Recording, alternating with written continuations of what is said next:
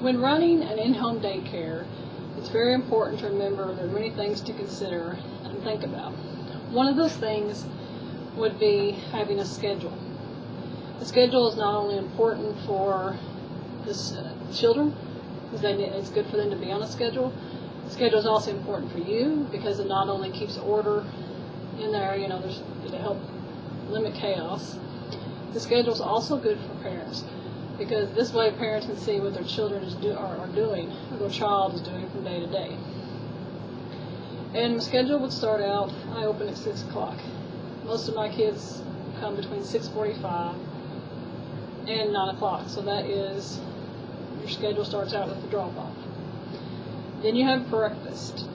My breakfast is over at 8:30. That's when I stop serving breakfast.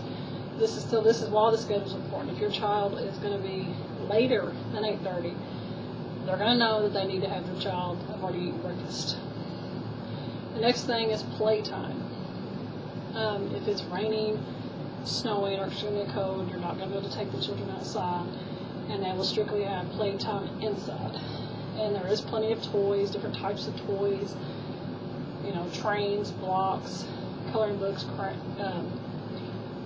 Play-Doh, cars, trucks, baby dolls, all different kinds of things. But we like for them to get outside for at least an hour a day and play with the outside toys. Even if I can't get them for an hour, sometimes I may just take them for a 20 or 30-minute walk. And this gives them some fresh air. After playtime is pick up toys. This is when around 11 the kids know that they need to start picking up toys because it is almost lunchtime. Lunchtime usually starts roughly 11:20 and goes to 11:45, 11:50. I have anywhere from 8-month-old to 9-year-old. So the big kids are in one room and I feed the babies in another room.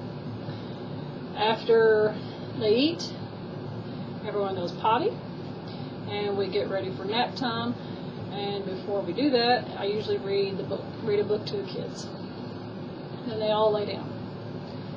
They usually sleep anywhere from 2.5 to 3 hours. And this just depends on the kid. All kids are different. Some may sleep a little longer, or one day they feel more tired than another day, and this is okay. It's also good to get babies started on the same schedule.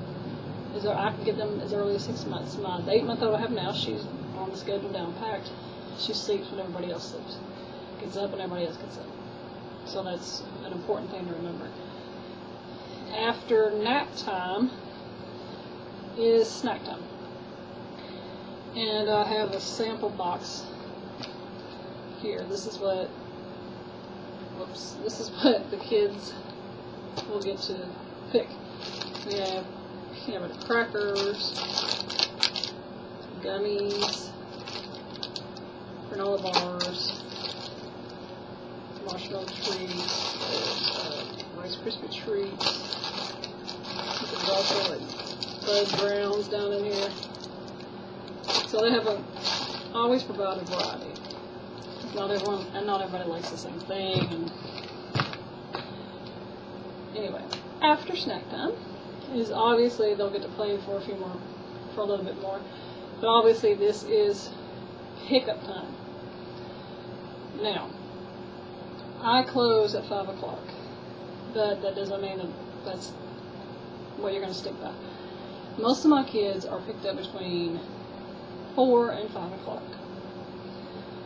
However, I have one person who she usually doesn't come in here until 5:15. Sometimes it could be a tad bit later. And this is okay. I know she works here in town and gets off at 5. It takes her a little bit to get here, and that's fine. You have to be willing to work with parents. If you're too strict with some things, then you may not be able to keep your daycare full. So this is also important to remember. Like, regardless of me closing at 5, if I want to keep full, I gotta realize that my closing at 5 is actually a tad bit early for a lot of daycares. And I had one parent one time, their mother wasn't around.